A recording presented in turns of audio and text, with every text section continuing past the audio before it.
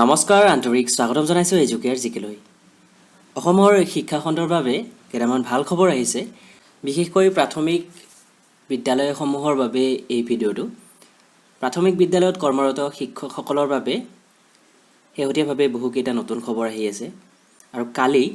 অসম চৰকাৰে প্ৰকাশ কৰিছে দুখন জাননী এই জাননী দুখনত কি আছে এই ভিডিঅ'টোত সবিস্তাৰে আলোচনা কৰিম ভিডিঅ'টো শেষলৈকে চাব আৰু ভাল লাগিলে লাইক কৰিবলৈ নাপাহৰিব যদিহে এতিয়ালৈকে চেনেলটো সাবস্ক্ৰাইব কৰা নাই সাবস্ক্ৰাইব কৰি ল'ব বুলি আশা ৰাখিছোঁ জাননী দুখন আহিছে অসমৰ বিভিন্ন প্ৰাথমিক বিদ্যালয়ত কৰ্মৰত 40907 গৰাকী চুক্তিভিত্তিক শিক্ষকৰ বাবে কিন্তু এইটো ভিডিঅ' সকলোৱে ভালদৰে চোৱাটো জৰুৰী যিসকলে নতুনকৈ শিক্ষক হ'বলৈ গৈ আছে তেওঁলোকৰ বাবেও এই ভিডিঅ'টো আমি জৰুৰী বুলি ভাবো প্ৰতিটো কথা ভালদৰে চাব তাৰ পিছত আপোনালোকে কথাখিনি ভালদৰে বুজি পাব সো প্ৰথমতে মই এখন জাননী উলিয়াইছো এই জাননীখন আপোনালোকে দেখা পাইছে 1 জুলাইত ইস্যু কৰা হৈছে orders by the governor of Assam notification অসমৰ ৰাজ্যপালে প্ৰকাশ কৰা এই জাননীখনত কি কোৱা হৈছে ইয়াতে নম্বৰ উল্লেখ কৰিছে PMA 38/2020/26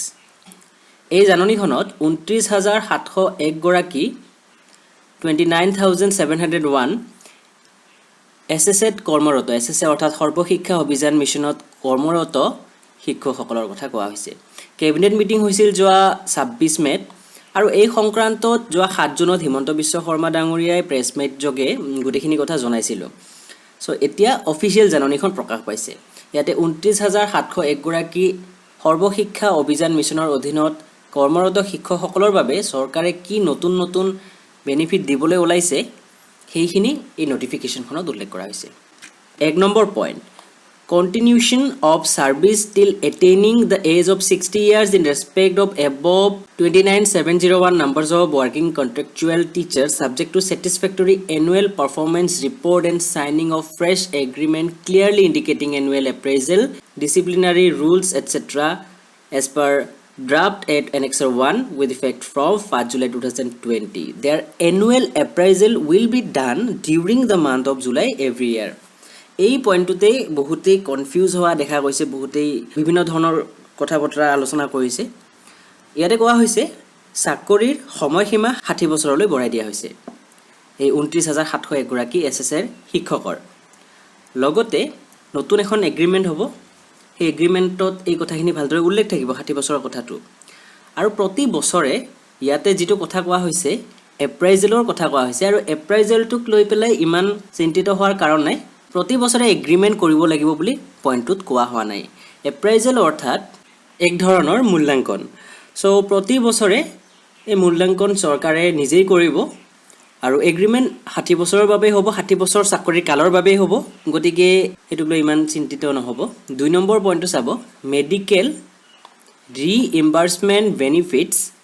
up to rupees 5 lakh annually for the teacher and his immediate dependent শিক্ষক গৰাকী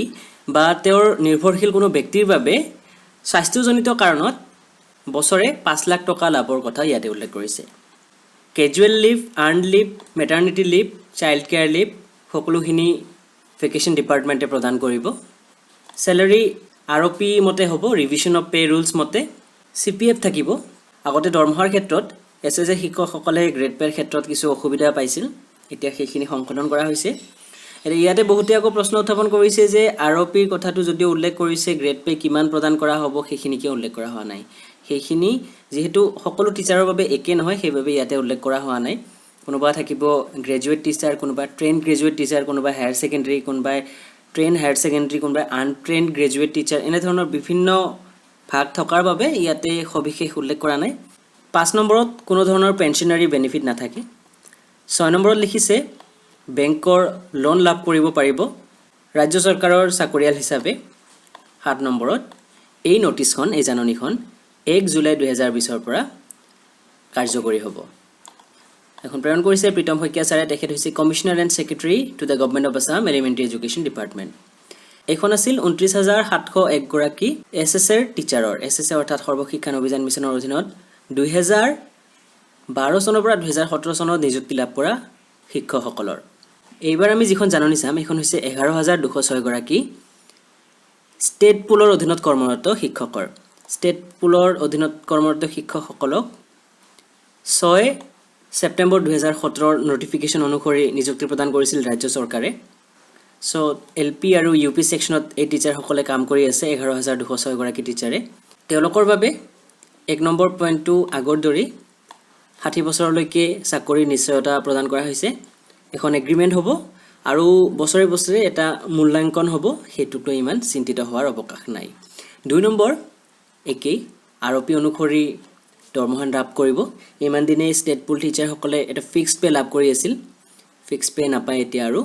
দৰমহাৰ হাৰ সংশোধন কৰা হৈছে 3 নম্বৰত এটা ইম্পৰ্টেন্ট পইণ্ট লিখিছে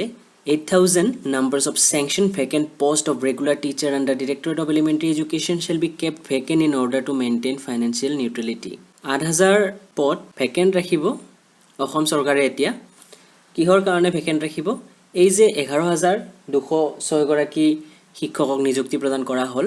বা তেওঁলোকৰ চাকৰিৰ কাৰ্যকাল বঢ়াই দিয়া হল তাৰ বিত্তীয় হিচাপটো মিলাই ৰখাৰ বাবে 8000 পদ কিন্তু বিভিন্ন বিদ্যালয়ত ভেকেন্ট ৰখা হ'ব 4 নম্বৰ সিপিএফৰ বেনিফিট লাভ কৰিব সিপিএফৰ বেনিফিট ইমান দিনে পোৱা নাছিল এসএসসি টিচাৰ সকলেহে পাইছিল CL EL ML child care leave সকলোখিনি চৰকাৰী নিয়ম অনুসৰি লাভ কৰিব ইয়াৰো 5 লাখ টকাৰ চিকিৎসা ব্যয় লাভ কৰাৰ কথা উল্লেখ কৰিছে পেনশনাৰী বেনিফিট ইয়াতো নাথাকিব লোন লাভ কৰিব পাৰিব সেই কথা ইয়াতো উল্লেখ কৰিছে এই শিক্ষকসকলৰ ষ্টেট পুল টিচাৰ হিচাপে কাউন্ট কৰা হ'ব আৰু এই নটিফিকেশনখন 1 জুলাই 2020 পৰা লাগু হ'ব আৰু ইয়াৰ পূৰ্বৰ কোনো ধৰণৰ পিৰিয়ডৰ বাবে কোনো ধৰণৰ এডিশনাল বেনিফিট বা বকেয়া ধন আদি লাভ নকৰে কোনো ধৰণৰ এৰিয়াৰ বিল প্ৰস্তুত কৰা নহয় এখন 1 জুলাই 2020 ইস্যু কৰা হৈছিল আৰু 1 জুলাই 2020 পৰা এখন প্ৰযোজ্য হৈছে অসমৰ 40907 গৰাকী শিক্ষকৰ বাবে সো এইখিনি শেহতীয়া খবৰ কিবা কনফিউজন থাকিলে সুধিব পাৰে যিমান সহজে হয় আমি বুজাবলৈ যত্ন কৰিছো ভিডিওটো ভাল পালে লাইক কমেন্ট এণ্ড শেয়াৰ কৰিব আৰু যদিহে এতিয়ালৈকে আমাৰ চেনেলটো সাবস্ক্ৰাইব কৰা নাই সাবস্ক্ৰাইব কৰিব বুলি আশা ৰাখি ভিডিওটো ইমানতে শেষ কৰিছো ধন্যবাদ